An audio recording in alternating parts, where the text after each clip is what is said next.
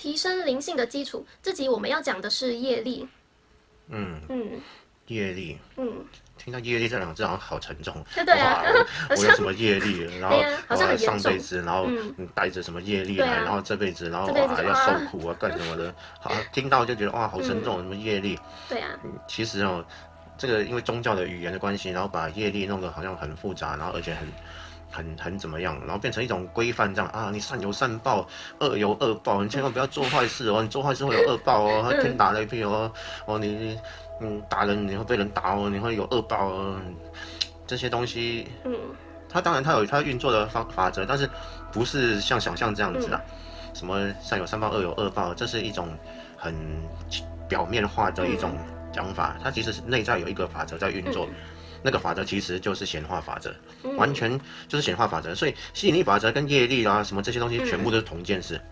所以没人这样讲过，但是在这边告诉大家，真的就是同一回事。等一下讲一下，大家就完全明白。哇，好简单了，好容易懂。哇，怎么一直打哈欠？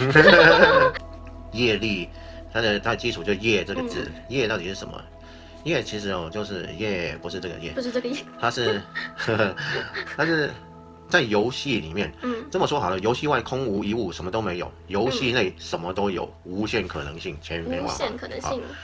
那业就是在这个无限可能性创造的一个原动力。那这个原动力到底是什么？我们遇到的每一个境遇啊，每一个回到身上的这个环境啊、遭遇啊，到底怎么来的？我今天出门为什么会踩到狗屎？那车为什么被人家刮花之类的？然后买彩券为什么中了？这些怎么来的？怎么运作的？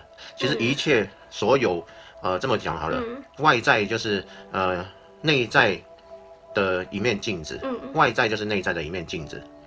所以外在我们遇到的所有事情，其实只是我们内在的心理状态的一个显化。为什么说显化，而不是说吸引力啊什么的？所以其实显化的意思就是说，一切可能性其实在这个当下全部都已经存在了，只是我们选择让哪一个可能性让我们自己感受得到、看得到。所以这个叫显化。所以为什么新时代说宇宙有无限的可能性，一切都有无限的可能性？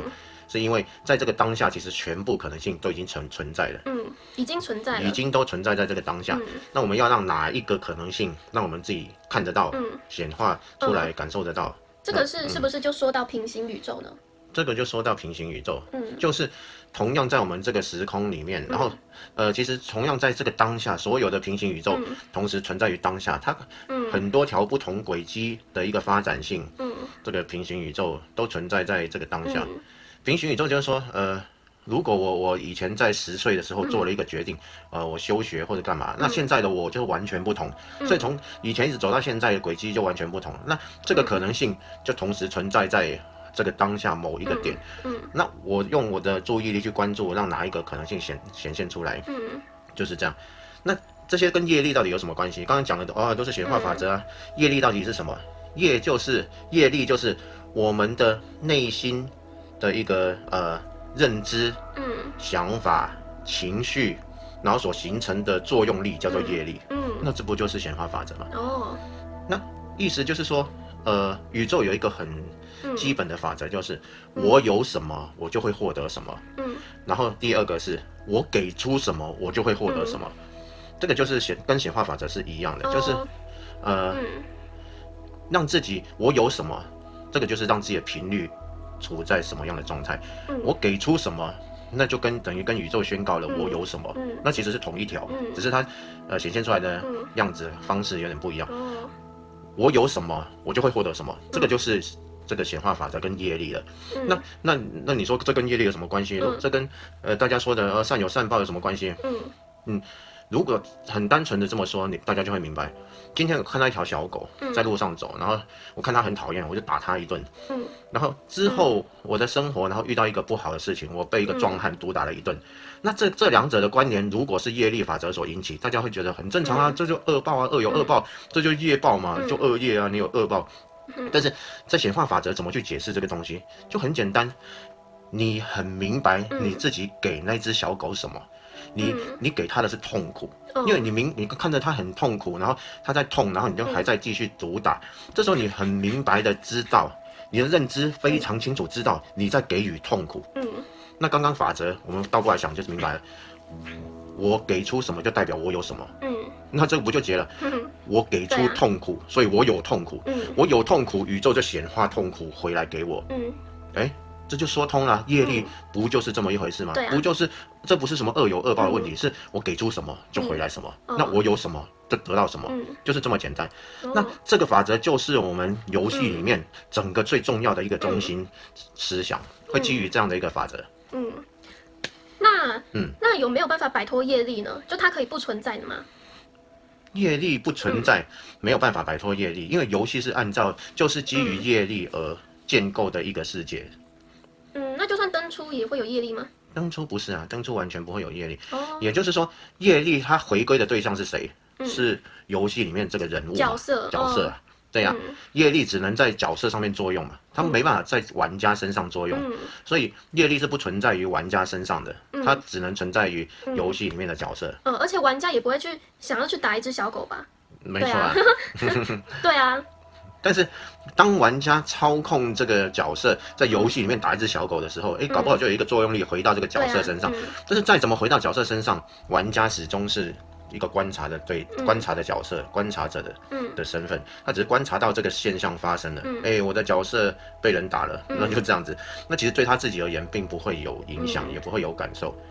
所以真正你开悟之后跳出去的时候，你就会用一种观察角度来看这一切，你可以玩得很尽兴，因为一切都是游戏嘛，怎么玩都可以，那你就会玩得很过瘾、很尽兴。但是你不是游戏里面那个角色，你会分得非常清楚。那这样子说来，在游戏里面，如何去提升我们的灵性，或者说如何创造出丰盛的生活，这等等，所有的东西都是按照这个显化法则来运作。那我们现在就是要说的就是灵性提升到底是什么？游戏里面如何产生这些不同的技能？也就是说，游戏里面所有的可能性已经存在于当下。那也就是说，比如说游戏里面，一般的人，比如说等级是10级到30级之间，那超过30级之上，然后就叫做有灵性的，然后一直到100级，100级再上去就没有了。就游戏里面任何场景、任何地图你都可以去到达，然后任何功能你都有。然后这个叫100级，如果是这样子的话，这所有的等级其实是存在于目前这个当下的，所有可能性存在于这个当下。那我们要怎么去提升自己的灵性？其实不是去提升，同样的是我们去让它显现出来，显化法则。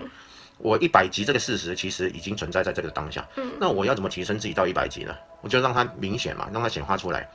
显化出来唯一的问题存在于我怎么看待我这个角色，我的认知限制了这个可能性的出现。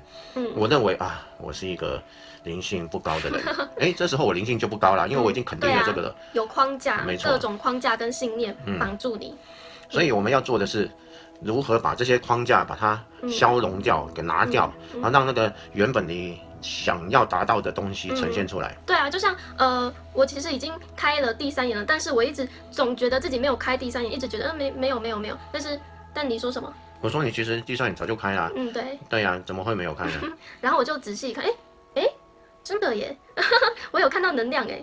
对啊，其实只是我用一些信念来限制了自己而已，可能是有恐惧吧，就是怕看到一些我不想看到的东西，所以一直觉得自己没有开，但其实已经开了一点了，就是还在开了，但是这是不是又是个信念？但我还是只看到一些能量这样子，像粒子的东西，然后蓝红的这样。所有的东西都被信念所限制住，在游戏里面，唯一能限制我们的就是信念。反正我会慢慢提升嘛，我也一直不断在提升。那我在提升的是什么呢？就是游戏内的能力嘛。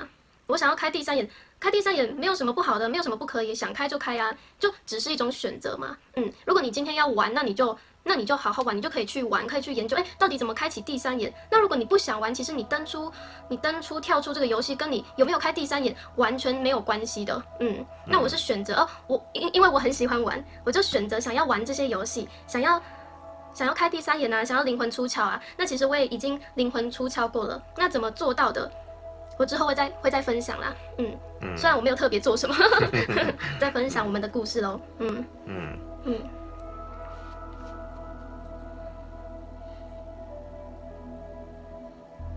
刚刚讲到业力、灵性提升。刚刚讲到业力，然后讲到显化法则，怎么在这个游戏里面提升自己。那其实阻挡我们成为我们所要的那个人的唯一的东西，就是我们自己的信念，我们的认知。认知它怎么样显化成现实状态？那就是我们被自己的认知给控制了。我们自己的认知会认知产生想法，然后想法产生了情绪，情绪是推动这个思想或者意识显化为现实实相的一个最重要的力量。没有情绪的推动，现实是没有办法产生的。也就是说，我们在显化情境的时候，必须会带有心情、情绪。这个部分，我大致上说一下。我们存在的在游戏里面存在的唯一的3种状态，始终离不开的3种状态，就是当我们面对一个情境的时候，我们第一个反应就是先决定这个是我喜欢的，还是不喜欢的，还是没有感觉的，漠不关心的。只有这3种情况，我们看到一个东西，我们一定会有一个感觉，这个不错，我蛮喜欢的，蛮喜欢的。这时候就有一个想要的欲望，要，然后。当这个东西我们一看，我们认为是不喜欢的，那我们就会有一个排斥的感觉这个不要过来，不要过来，走开。那这2个都不存在的时候，其实我们就不太看得到它，就即使是瞄到看到，然后我们也会忽略它、忽视它，然后就变漠不关心对它。那这个就是第3种状态。我们其实对于情境，我们也会有这种三个状态。根据这个3个状态而衍生出心情的强烈的强度，我很排斥，那就会有很讨厌的感觉，什么这些产生。不管是喜欢或者排斥，只要有心情比较大的情绪的波动，我们就会去推动，去显化出下一个现实回到我们身上。那根据这样的想法，我们只要认定我们自己是什么样的人，那我们并且带着那样的心情，我们就可以显化我们所要的，不管是灵性的也好，不管是现实丰盛啊，什么金钱啊，什么这些都可以。这里我可以举个例，就是好像像小时候啊，就是家里有冰箱，然后我小时候家里那台冰箱啊，下面有一块板子，每次都掉下来，那我就每次走过去都看到它在那边，我就要踢来踢去，然后我就觉得好烦哦，怎么一直掉，我不是又装回去，怎么一直掉。结果后来好像国中或高中就搬家了，那又有一台新的冰箱嘛，那台冰箱竟然结果那块板子也掉下来了。然后我还是一样在那边踢来踢去，然后觉得好烦哦，怎么冰箱下面的板子都掉了，好讨厌哦。然后就觉得奇怪，冰箱是有这么脆弱吗？为什么板子一直掉下来？然后我就很无解。对啊，后来就又搬家了，你知道吗？就那个冰箱那块板子还是一样掉下来，就在那边踢来踢去。我想奇怪，我已经搬了3次家了，为什么冰箱那块板子总是会掉下来呢？后来我就跟墨子讲这件事情，然后他就说我从来都没有看过这种事情啊。我就说真假的，不会吧？冰箱都是这样的啊，冰箱的下面那块板子总是掉下来。然后他就告诉了我，是因为我一直对这件事情给予情绪，一直给予不好的情绪，所以呢，到了下一次他又显化出来了这样子。后来我就我知道了，原来是这样。那在那之后，就算我看到冰箱板子掉下来，我也不会有特别的情绪，我就不理他，这样我也不会想好烦哦，一直踢来踢去，烦死了。就是这样子。那我了解这件事情之后，我对很多事情其实都会特别就是变成说没有感觉了。例如说，就算别人骂我还是怎样，其实没有人骂我啦，但是如果别人骂我，就也没有什么感觉。我就不会再显化下一次别人骂我的情境或是一些负面情境之类的。这个游戏它有一个自动生成的机制，很有趣。像刚刚巧巧说的那个板子，会坏掉什么，它中间一定会有一些过程嘛，就是可能这个冰箱是旧的或什么，然后就板子就容易掉下来，因为用久了什么。其实中间那些环节全部就是这个自动生成这个系统去把它完整化的。也就是说，比如说我认为我是一个亿万富翁，那比如说我这样认为，而且我的想法是非常确定我就是这样认为，没有任何的里面打架或含糊都没有，我就是这样认为。那当我这样认为的时候，在现实中就会自动生成整个现实需要补齐的一个过程。就比如说，我就会遇到一个生意刚好，然后就谈成一笔生意，然后刚好获得一笔金钱，然后刚好又遇到一个很好的投资机会，然后我刚好又不小心去投资了，然后等等，然后到最后，我显化了我是亿万富翁这个事实。中间那些所有过程，我为什么会遇到这些机会，遇到那些人事物，全部只是配合我这个意识去显化出来，就是我有这样的一个意识，这样的一个想法。当它要落实变成物质世界变成情境的时候，这个世界会自动去把中间的过程全部补齐。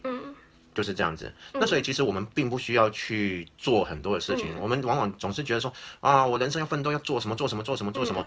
其实不用这么麻烦，你很肯定你要的是什么，并且你就觉得你就是那样子，那中间的过程就会去补齐，就会帮你补齐。这个就是宇宙运作的一个法则，把它用到灵性上也一样啊。我觉得我就是一个灵性非常高的人，我频率就是700，那我有很多的一个特异功能，我可以去到很多不同的实相去游览，我有能灵魂出窍，然后去跑到很多不同的世界去玩。